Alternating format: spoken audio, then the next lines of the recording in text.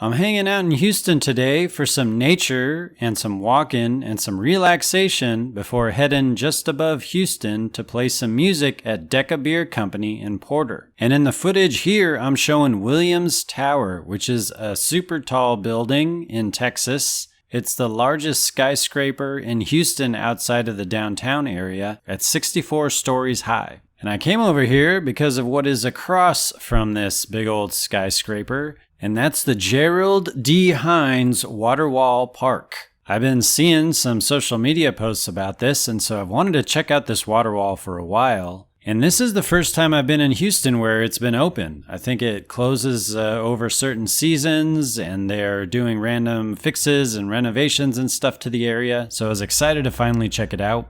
This is the only waterfall in Houston, and it's a man-made water wall. And I was super impressed just driving upon it and seeing it for the first time. I thought it was so cool, and I was just really surprised that it was right there in the urban area. It's located right in the Galleria area of Houston, or the Uptown area. So it is surrounded by all the buildings and all the shopping and things that you can find in the Galleria Mall. The water wall is 64 feet tall, and there's 11,000 gallons of water that come through per minute. So you can look up at the water and feel that mist coming about in the air. And you can also find a bunch of oak trees all lined up around there. And beyond looking around at the buildings, you could find some apartments around here too, which is very interesting to imagine the folks who would be living right there at the water wall. For visitors, there's some places where you can find some free parking, I've heard, but they actually have their own parking structure basically for the water wall. And so I just did that and paid some bucks to make it easy. This is one of the most visited attractions in Houston and one of the most photographed attractions, and I was definitely excited to finally check it out. And after checking out that water wall, I went to see another natural thing on my bucket list, and that's the Memorial Park Land Bridge. It's located in Memorial Park, which is the largest urban park in Houston at 1,500 acres. It's actually double the size of New York's Central Park.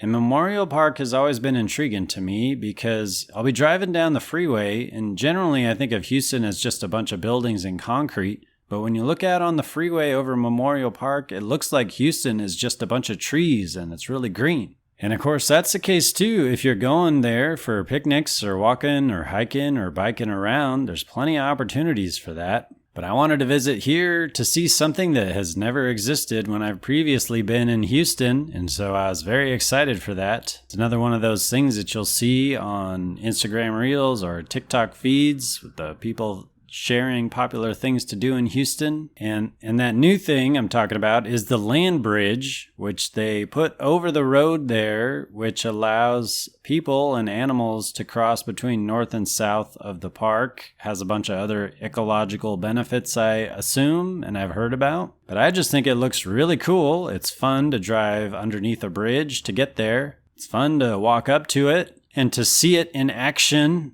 and walk across it. And as you're walking around, you can find some really great views of the city. You can appreciate the uptown skyline there, and you can even catch a glimpse of the downtown skyline a little bit too. And you can see that a lot of folks in Houston are living responsible lives where they go for walks and hikes on the weekend with their well-groomed and nice-looking dogs.